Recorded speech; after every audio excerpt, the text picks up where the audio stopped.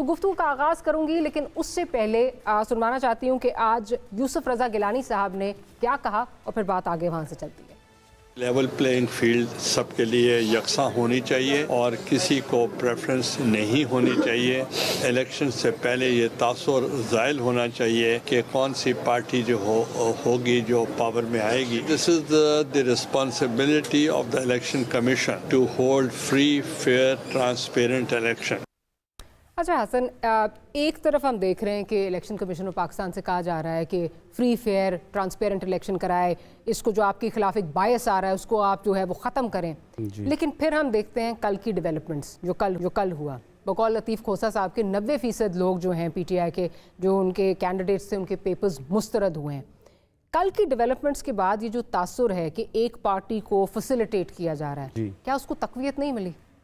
बहुत शुक्रिया डॉक्टर मारिया साहिबा। क्वेश्चन ये है कि वो कह रहे थे हमें नॉमिनेशन पेपर फाइल नहीं करने दिए गए, तो फिर अगर फाइल नहीं करने दिए गए तो फिर जो 90% या 1000 के करीब वो कह रहे हैं नॉमिनेशन पेपर रिजेक्ट हुए हैं, मुस्तरद हुए हैं, तो फिर वो खलाई मखलूक के थे या PTI के थे? क्वेश्चन तो ये भी है ना। लेकिन वो तो पहले उन्होंने कहा जब इलेक्शन कमीशन देर तक खुली रही, फिर उन्होंने कहा हमने रिकॉर्ड नॉमिनेशन पेपर्स जो हैं वो फाइल किए, तो वो भी उन्होंने कहा। अगर इनके नॉमिनेशन पेपर रिजेक्ट हुए हैं, चले इलेक्शन कमीशन के ROs का बायस है, तो जो आगे इलेक्शन ट्रिब्यूनल्स बन चुके हैं, जो हाई कोर्ट के ऑनरेबल जजेस जिसमें बैठे हुए हैं, क्या वो भी अंडर इन्फ्लुएंस हैं? यानी बहुत से जजेस ऐसे हैं जिनको ये लोग अपने जो है वो अपने ट्वीट्स के अंदर या अपने वीडियो के अंदर जो पैगामात हैं खराज तहसीन पेश कर रहे हैं, तो वो जजेस भी इसका हिस्सा हैं इन ट्रिब्यूनल्स का। तो उम्मीद है कि जो सच है और इंसाफ होगा।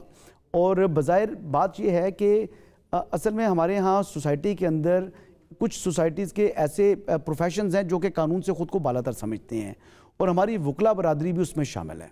अब वकला जो हैं वो यानी फ़ीस देते हैं कैश के अंदर, और वो अपनी इनकम जो है वो सही तरीके से ज़ाहिर नहीं करते, जो रिटर्न्स वो फाइल करते हैं अपने FBR को जो जमा कराते हैं।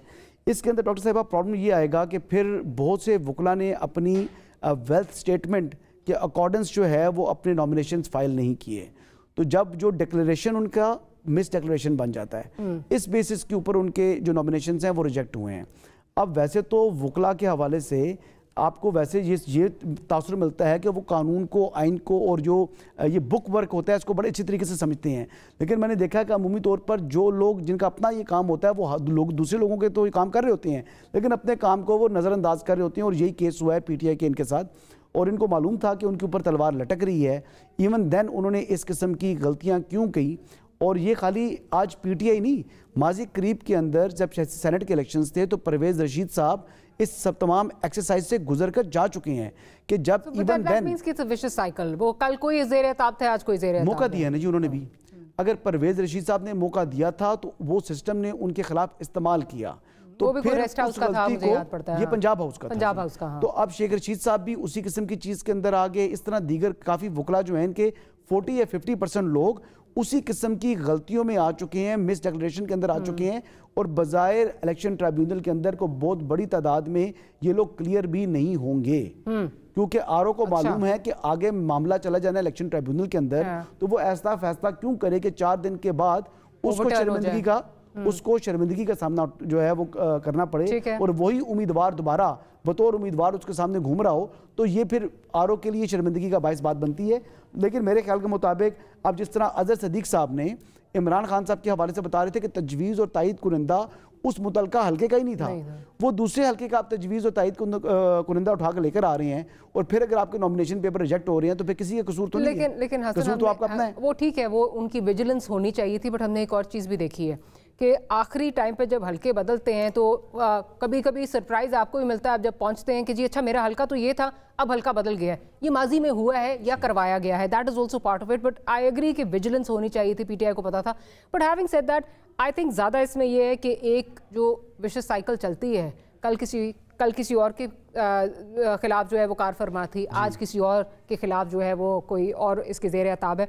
बट अज़हर सिद्दीक साहब की तरफ चलती हूँ। अज़हर साहब, आपने हसन की गुफ्तगू सुनी, जो वो बात कह रहे हैं आप उससे किस हद तक जो है वो मुत्तफ़िक़ हैं, स्पेशली गिवन द सर्कमस्टांसेस कि अगर इतने लोगों के जो हैं वो पेपर्स मुस्तरद हो रहे हैं, तो आज सिर्फ PTI नहीं बात कर रही, आज दीगर पार्टीज़ और भी हैं जो बात कर रही हैं कि इलेक्शन कमीशन का एक बड़ा बायस किस्म का जो है वो रोल नज़र आ रहा है।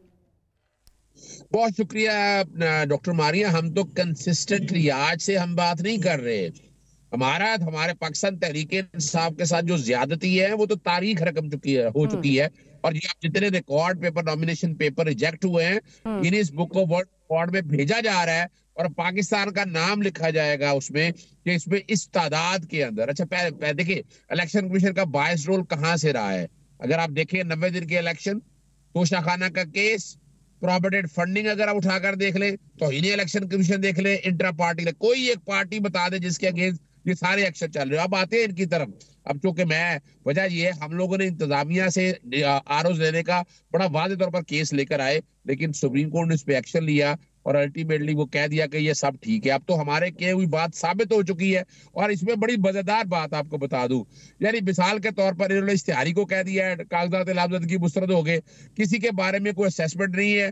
میں اب تک کوئی تقریباً 600 نامینیشن پیپر دے چکا ہوں اور یہ میں چیلنج کر رہا ہوں, اس میں سے 99% نامینیشن پیپر اپیلیٹ ٹریبیونل سے ایکسپٹ ہو جانے ہیں. یہ نوٹ کر لیجئے گا میری بات. صرف 5% کے قریب ایسے رہ جائیں گے. یعنی مثلا آرٹیکل 62 اور 63 تو پڑھتے نہیں ہے نا. اگر 62 اور 63 پڑھے پھر ٹھیک ہے, لیکن ان آرو کی ٹریننگ نہیں کی گئی, بلکہ لوگ تو کہہ رہے ہیں کہ یہ فیصلے بھی کہیں اور سے لکھے آئے ہیں. اب آتے مثال کے طور پر میں اپنی بات بتاتا ہوں کہ یہ جو حالات چل رہے ہیں نا, جس سمت میں چیزیں چل رہی ہیں اس کو ذرا اس اینگل سے سوچنا بڑا ضروری ہے. اگر آپ اس اینگل سے سوچیں گے تو آپ کو بڑی چیزیں وضاحت سے سامنے آئیں گی. یعنی وجہ کیا ہے کہ انہوں نے ریٹرننگ آفیسر کی ٹریننگ نہیں کوئی. میں 2013 سے لگا ہوں کہ آرٹیکل 62 اور 63 پہ عمل درآمد کرنا ہے, تو کس طرح کرنا ہے, میں نے کس طرح کرنا ہے. یعنی میں نے کہا کوئی ایک ڈیٹا بیس بنا لے بھائی, کوئی ٹیکس ڈیفالٹر ہے, کوئی لون ڈیفالٹر ہے, کوئی دوہری شہریت والا ہے, کس کو سزا یافتہ ہے. کوئی مشکل کام ہے یہ ڈیٹا بیس بنانے کے لیے؟ بڑا آسان کام ہے. میں کبھی آپ کو فخر اقبال ہے اپنا نا ادھر سے ویاڑی سے, ان کا میں نے ایک آرڈر پڑھ رہا ہے وہ بڑا مزیدار ہے. انہوں نے کہا جی ایک رپورٹ دی ہے اسسٹنٹ کمشنر نے کہ یہ زمین ایک کمرشل ہے, کمرشل پہ اس نے کوئی لائبلٹی آج نکال دی ہے. وہ بھی آج کی لائبلٹی کا تعلق ہی کوئی نہیں ہے. یہ لائبلٹی تو پچھلے 30 جون کی لائبلٹی ہو رہی ہے. سنم جاوید کا ابھی تازہ ترین بل جمع نہیں ہوا, وہ تازہ ترین بل کا کیا تعلق ہے, وہ تو 30 جون کی ہے. اور عمران خان صاحب کے جو والے سے بات کر رہے ہیں نا, حسن ہمارے بھائی ہے, لیکن میں آپ کو بتاتا چلوں ہوا کیا, ذرا بڑی مزیدار بات ہے. پرپوزل اور سیکنڈر کے حوالے سے بات ہے. 30 نومبر کو جو ہے نا ووٹنگ لسٹ سے فریز ہو گئی. اب ہم نے جب اور 16 دسمبر کو آ گیا الیکشن شیڈیول. اب الیکشن شیڈیول والے جس دن آیا اس سے پہلے جو ڈیٹا نکال لیا وہ ڈیٹا ہمارے پاس آ گیا. لیکن الیکشن کمیشن نے بدنیتی سے ایک آیا فیصلہ لاہور ہائی کورٹ سے, انہوں نے انکار کیا جس طرح ہم نے انکار کیا نا, اس میں انکار کرتے نا اس کیس کے اندر, اور باقاعدہ ملی بھگت کے ساتھ بیٹھ کر وہ فیصلہ مان لیا اور حلقے تبدیل کر دیے. پاکستان تحریک انصاف پارٹی ٹھیک رہی ہے اس میں, یہ میں آپ کو حقائق سے بتا رہا ہوں. اور جب داخل کرتی ہے یہ آزاد صدیق صاحب معذرت کے ساتھ میرا خیال ہے مجھے تو یہ اس بات کا جو آپ یہ بات کر رہے ہیں اس کا علم نہیں تھا, لیکن یہ ایک اسٹریٹجی جو ہے وہ ہمیشہ چلتی ہے. تو this was my guess work کہ یہ شاید ہوا ہوگا, یہی ہوا ہوگا, بیکاز پلازیبل ایکسپلینیشن صرف یہی ایک نظر آتی ہے. جی یہی ڈاکٹر صاحب بڑی مزیدار بات بتاؤں آپ کو, بڑی مزیدار بات بتاؤں. اچھا وہ یہاں آگے تو ہم نے باقاعدہ جو ہے نا سیکنڈر پروپوزر کا ایفیڈیوٹ دیا. اس نے کہا میں نے ہر چیز ویریفائی کرائی. ہم نے ریٹرننگ افسر کو کہا بھائی اس کا کاؤنٹر ایفیڈیوٹ نکالے. اور بڑی مزیدار بات ہے کہ جو ڈی لمیٹیشن کے حوالے سے سارا معاملہ تو ختم کر دیا سپریم کورٹ نے. سپریم کورٹ نے بھائی ہم ڈے 1 پہ آگے ہم نے کہا سپریم کورٹ کے فیصلے کے بعد اس فیصلے کی کوئی اہمیت نہیں ہے, آپ ہمیں کنسیڈر کریں اسی حلقے کے. اگر آپ نہیں مانتے, اگر آپ پھر بھی ڈاؤٹ فل ہے, یہاں تو لاکھوں لوگ بیٹھے ہوئے ہیں.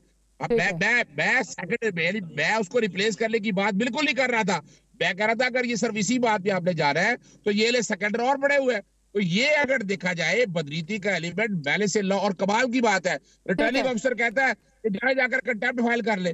وہ میں نے اس کو کہا کہ تم باعث ہو, تم اپنا ذہن پہلے ہی دے دیا ہوا ہے. اور جو فیصلہ ماشاءاللہ لکھا ہے انگریزی تو ہمیں بھی سمجھ آتی ہے.